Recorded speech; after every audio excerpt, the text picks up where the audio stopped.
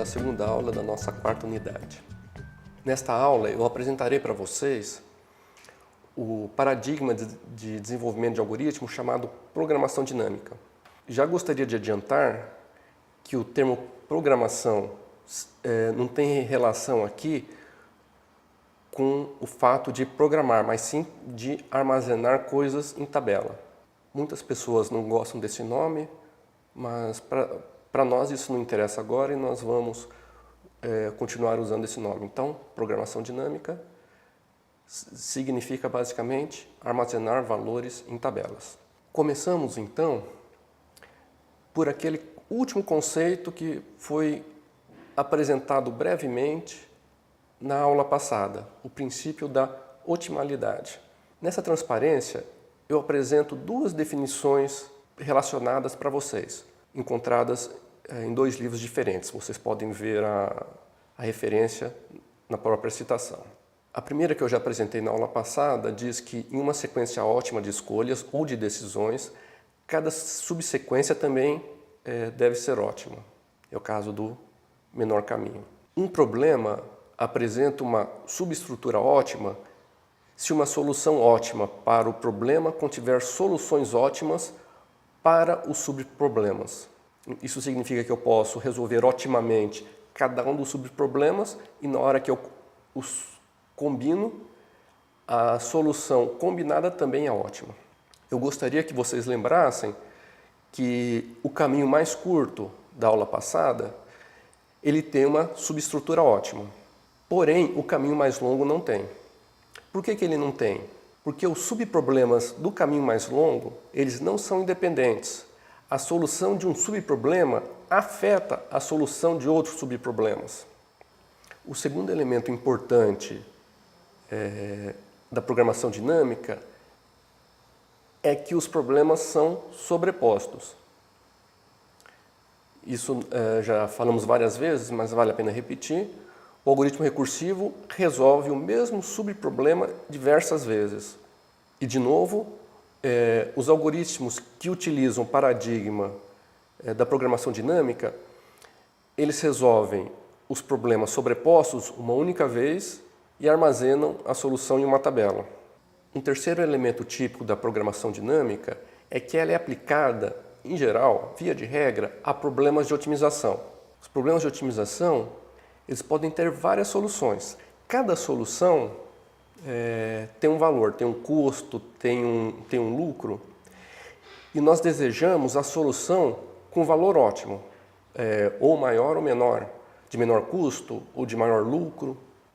Eu gostaria então de apresentar um exemplo para ilustrar o uso do paradigma de programação dinâmica na solução de problema.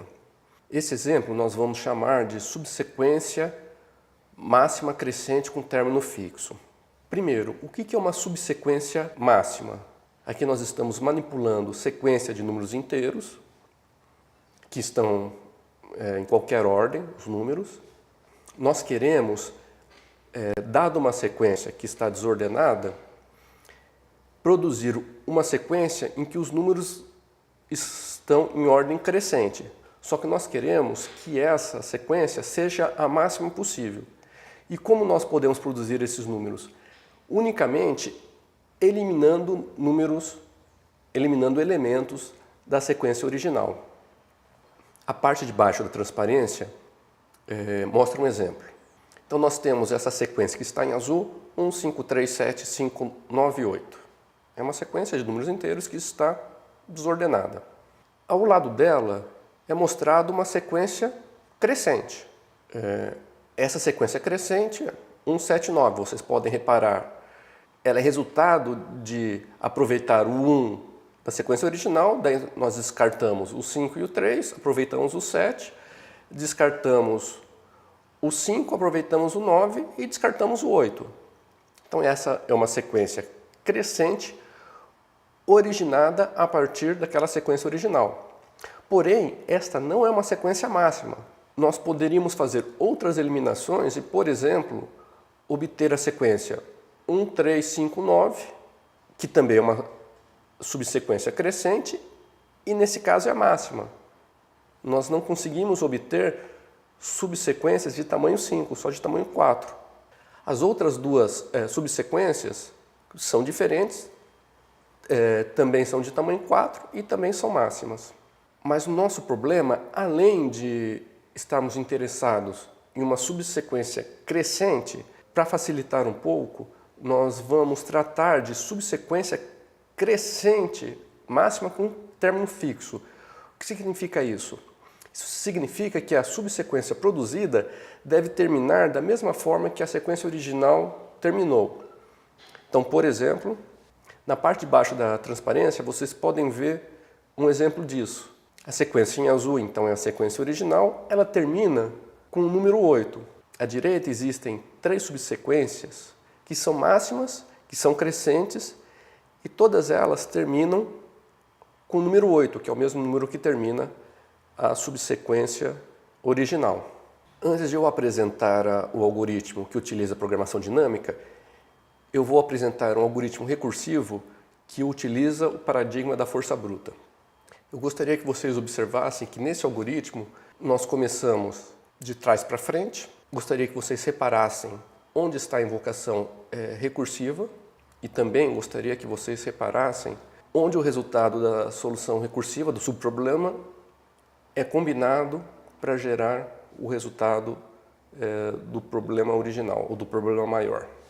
Eu vou ilustrar a execução desse algoritmo com as figuras que vão aparecer a seguir, e essas figuras foram produzidas pela própria execução do algoritmo, porém eu tirei dessa implementação as partes que produziam as figuras para o código não ficar nem muito extenso, nem muito confuso. Essa transparência, então, mostra o início da execução. Ela é muito mais longa que isso, porém, apresentando o começo dela já dá para ilustrar o que eu gostaria que vocês percebessem. Então, nós começamos com essa sequência na primeira linha, 0, 7, 3 até 18, e eu gostaria que vocês notassem, nós começamos então do fim para o começo, e o que acontece aqui? Nós vamos criando sequências candidatas e conforme nós encontramos sequências que são melhores ou que são maiores, no nosso caso, nós vamos escolhendo elas. Nós começamos então de trás para frente, o algoritmo começa com 18, ele compara com o elemento anterior, que é 16, 16 é menor que 18, então 16, 18 pode ser parte de uma sequência. É feita então uma chamada recursiva que tem o 16 como final da subsequência, e aí se repete, a gente verifica o anterior, 11 é menor que o 16, então podemos colocar o 11 na subsequência candidata. Como que nós fazemos isso? Chamando recursivamente o algoritmo, tendo o 11 como último elemento do vetor, e aí fazemos da mesma forma. Comparamos o 11 com o seu anterior, que é o 8 também é menor, fazemos a invocação recursiva, comparamos com o seu anterior, que é o 3, que também é menor, e vamos fazer uma invocação recursiva. E aqui nós entramos nesse quadradinho que está na transparência. Então agora recomeçamos com 3, comparamos com o seu anterior, que é o 9 não é menor que o 3, então não desconsideramos o 9, comparamos com o anterior ao 9, que é o 1, então, que é menor que 3, então 1 pode ser acrescentado à subsequência. Como fazemos? Chamamos recursivamente o algoritmo, tendo o 1 como último elemento da sequência. E aí, novamente, o 1 se compara com o seu anterior, que é o 3 é maior, não entra na subsequência candidata. O 1 se compara com o seu anterior, que é o 3 é maior, não entra na subsequência. O 1 se compara com o anterior do 3, que é o 7, que também é maior, também não entra na subsequência. Finalmente, o 1 se compara com o 0 é menor e é o primeiro elemento da sequência. E aqui nós temos a primeira sequência candidata. Nós chegamos até o final da sequência e temos a primeira sequência candidata, que é o 0, 1, 3, 8, 11, 16 e 18. Eu gostaria que vocês separassem que esse trecho assinalado pelo retângulo, ele vai se repetir, o mesmo trecho, exatamente igual, vai se repetir daqui a pouquinho. Nessa outra transparência, eu aumentei o trecho do meio, que é continuação do primeiro trecho. Eu gostaria que vocês notassem que depois de tentar todas as possíveis combinações com o número 3 no final da subsequência, então nós estamos no meio das recursões, o algoritmo volta um passo, uma recursão, tenta todas as possíveis combinações com 8 no final da subsequência. E sempre que ele chega no início da sequência original, então que no caso é o número 0, ele identifica uma sequência candidata, uma subsequência candidata e compara com a melhor que ele já tinha obtido até o momento. Por fim, a terceira parte desse trecho inicial, ele continua a segunda parte. Eu gostaria que vocês notassem que esse trecho assinalado pelo retângulo é exatamente igual àquele que eu assinalei na primeira transparência desse trecho. Essa repetição ilustra, então, a sobreposição dos subproblemas. Agora eu apresento para vocês o algoritmo que utiliza a programação dinâmica. Em geral, na literatura, para esse problema,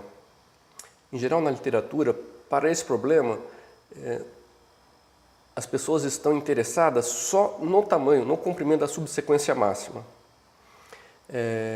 Então, no lugar que eu consultei, eu alterei o algoritmo para que, além do tamanho, ela também produzisse um exemplo de subsequência com aquele tamanho. Esse algoritmo ele utiliza duas tabelas auxiliares. Então, nós temos o vetor, a sequência que no algoritmo nós vamos chamar de A, que contém os números inteiros. E eu gostaria que vocês observassem que esse algoritmo possui dois laços. Um laço indexado pela variável m, que começa no começo do vetor e vai até o seu final. E um laço interno a esse, que começa à esquerda do m corrente e vai em direção ao início do vetor. Esse algoritmo, então, ele utiliza duas tabelas auxiliares. A tabela C, o vetor C. Se uma entrada dessa tabela possui um valor W, isso significa que o elemento naquela posição, no vetor A, ele finaliza uma subsequência de comprimento W e esse comprimento é o máximo encontrado até o momento. E a tabela SEC, a segunda tabela, então ela armazena um conjunto de strings que são os exemplos dessas cadeias encontradas. A figura, então, ela ilustra a execução do algoritmo. A posição corrente de M está ilustrada pelos elementos que estão em tons de verde, enquanto que o elemento corrente indexado por I, ele está pintado com fundo amarelo e borda vermelha.